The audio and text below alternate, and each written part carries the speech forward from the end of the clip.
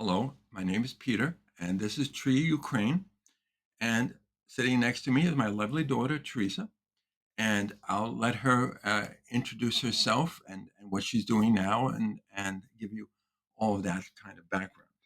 Okay, well, I'm happy to be here. I'm a mental health counselor and an educator at Harrisburg University in the Esports Management program. I also do writing and editing on the side, so just doing a lot of interesting things out there right now. But, I'll let my dad kind of like ask what he wants to know. Okay, so you're one of these Ukrainian Americans because that's what you are, a Ukrainian American. I'll skip your unfortunate upbringing with your Irish American father, and we'll go to your educational background. What is your education? So I actually have like two educational lives. My first half of my educational life was studying history. So I have a bachelor's degree from Queens College in history with European studies concentration, and my master's in history at Queens College, and it was a Byzantine studies concentration. So basically studying Europe, and then I focused kind of on the medieval period for Eastern Europe specifically in my master's. So it was an interesting journey. I did some teaching, secondary ed, and then more recently is when I went back for my second master's. Okay. Now, I'm not going to, even though this is a channel that talks a lot, of course, about Ukraine and Ukrainian situation, and I'm not going to focus on that too much. I just want to ask my daughter why, with that educational background, was she so upset with the events that happened in 2014? I mean, that's kind of a big question, but I'm gonna make it a human response instead of like a scholarly response because Sure. I'm not sure that even would be the Well, reason. I'm not scholarly about this. I mean, people have said I look scholarly, but you are a scholar, and just your human response. What did you Sure. feel? No, that's what I'm saying. Yeah. I could go into all the details and, kind of say, hey, this is the facts of why it was wrong. And we do kind of know why it's wrong. It was a human reaction that I had to an invasion of a sovereign country by another country. And if you just look at it on paper and you zoom out, Ukraine has had its independence since the 90s and was enjoying a period of, actualization. Yeah, actualization also comes with, struggle and strife, and who you were as a teenager is not who you were as in your 20s and 30s, but that time became interrupted through an invasion because another country thought it could take parts of it away because for whatever reason it saw itself as like the parent or the owner. So Russia taking that from Ukraine in 2014 through an invasion, pieces of it taken off is obviously to a Ukrainian American very upsetting because you're growing up and you're saying, wow, this is cool. I'm so glad to see this happening for, the country of my ancestors. And, the things that we were brought up being excited about were taken away. And that is not even thinking about my history degree. This is, completely just from my perspective.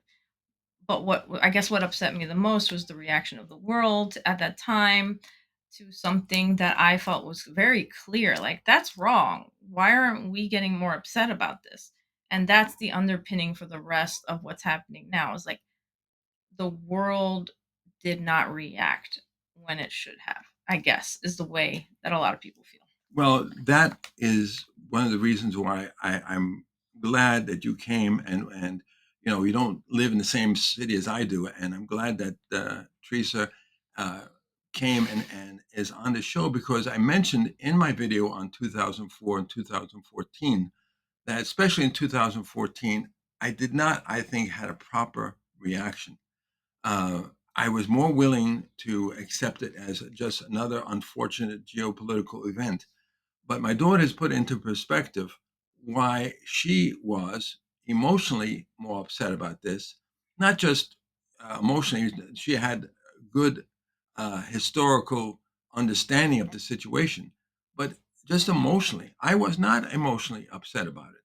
And I think that's my failure, but it's also, I think, the failure of most of us in responding to the situation. Well, I mean, you have an experience of, seeing skirmishes. We come off of a long period of instability, when we were growing up in New York in the 90s, like, oh my gosh, Eastern Europe is always going to be a problem. We have uprisings and people wanting independence, and this is messy. And then you get into like Kosovo was like a whole thing, that we can talk. I'm going to link something in the bio, by the way, that gives you a really good historical context pre 2014 for Ukraine and why things like Kosovo's independence and even things like Iraq and the U.S. invasion was like a setup for some of what the precedents behind Russia's like we can do this with no problem.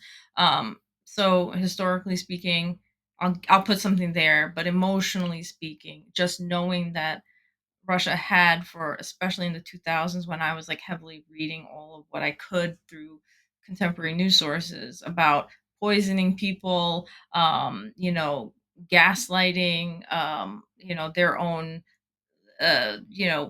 political sphere about their importance, invading Georgia, all of these things that are like leading up to 2014 and then 20, the whole basically, I'm losing track here, so you're gonna have to rein me in, but I'll link it in the bio. Yeah, So that's fine. that's it. And the thing is too, at the same time that my daughter is going to school and achieving these milestones in her own life, she was also inflicting something on her father, and that is esports. Oh. Uh, First, she got involved in World of Warcraft, and her father went along with that. And then around 2012, the family got involved in Guild Wars 2. And my daughter has left me behind in Guild Wars 2. She occasionally makes a guest appearance, but I'm there. And it's why I'm called Tree Ukraine, by the way, because I had a character that looked like a tree, and with my lack of creativity, I just called him Tree Toon. And when, just ironically, a few weeks before the invasion in 2022, I had written to people in my guild group that I was leaving, that I had enough of 10 years basically of guild wars, and I was going to leave and do something else.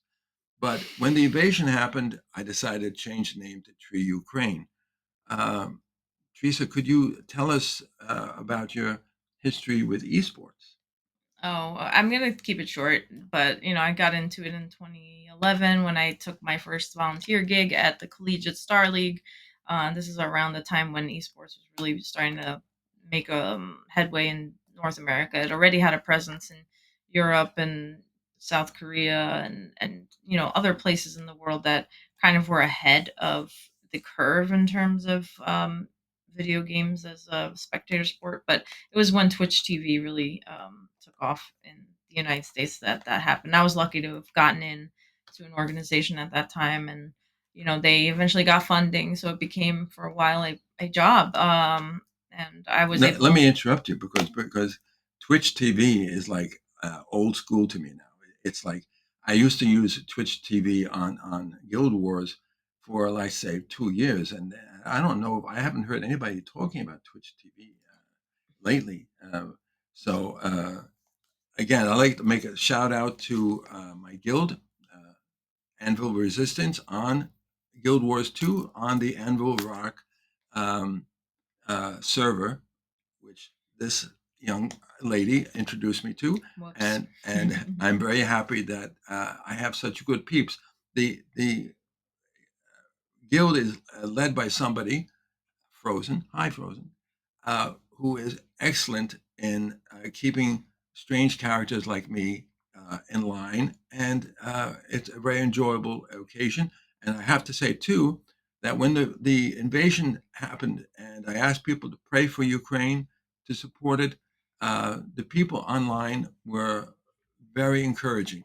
There was one or two trolls who have drunk too much of the Russian Kool-Aid, but the general response to my situation and to my asking for prayer and everything like that was very positive. So I thank my little guild group, now, Teresa, I think there's some connection between esports and what you're doing now in counseling.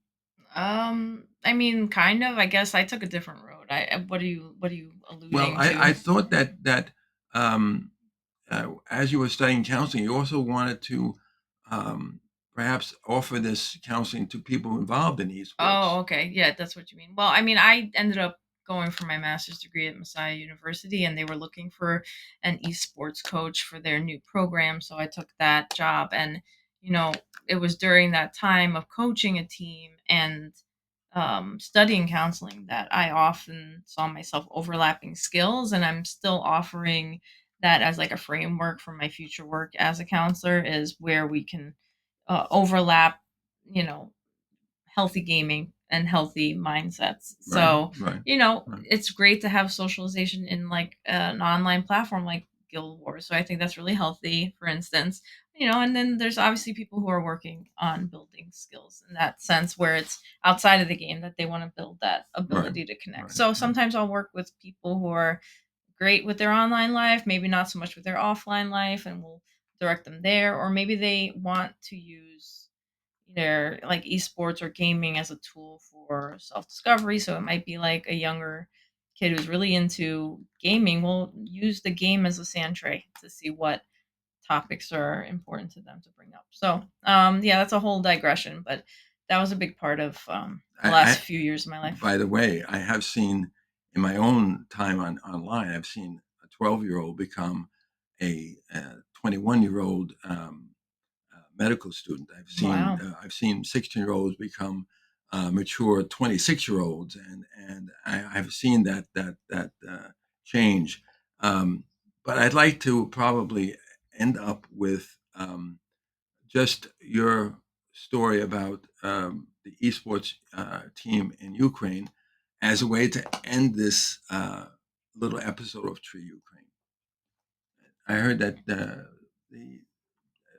there's an esports team Oh, of The Ukraine esports team. So yeah, there's a team called Navi, Navi. You can look them up. I guess the biggest recent news story, because I do news curation for a site, so often I'm like just reading the newest news out there. And back in March, there was the first Counter Strike 2 major, and Navi won, and they donated, I think it was like 125,000 to robotic development and funding in Ukraine for the war. So it's pretty much like a huge deal that they did that. And they're like, a great team. Dota 2, Counter Strike, they're an elite team in Europe. And it's interesting because I remember when I first got into esports, they were one of the teams I like to follow the most because, they're Ukrainian and they've kept it through and through. There's other esports uh, professionals from Ukraine that I still follow. There was a StarCraft 2 player, White Raw. His name's Alexei, and you can see him on Twitter or Facebook. But he definitely supports Ukraine. I think he lives in Germany now. But a lot of people live in Germany for esports jobs. But the whole thing with him is through him, I could see his experiences. Through Navi, I can see the experiences of people who are in the sphere of being affected by the war and also in esports. So it's like a mixture of my worlds. I see other examples of that, my musical life. There'll be like a heavy metal band like White Ward, who's like always, raising money for Ukraine through their efforts. And I like seeing how it's a lived experience through my interests. So I invite you to also find intersections between what you like and maybe experiences of Ukrainians that are affected by the war, because that's a way you can tangibly help as a person to person level. Because right now I know that it's hard to speak to like what should be done in the war, what should the west have done to help, and not just the west, any world power should have done. But you can do things by contributing to those who are actively involved in the war effort, whether it is buying a record that all the funds are going to their community in Odessa, or this team Navi, like maybe they're fundraising, or you can support them. Those are small ways you can bake into your life support for Ukraine. Ukraine. So I kind of like went off on a tangent there, but I love Navi's story, and I think that there's a lot of things that we can learn from those examples. You must have went off on a tangent because you got that from your father. Yes, Yes. we're at 15-minute mark. What do you want to Okay, do here? we're going to end this video and relieve you. We're going to put information in the description, Yep. and remember the power of pause.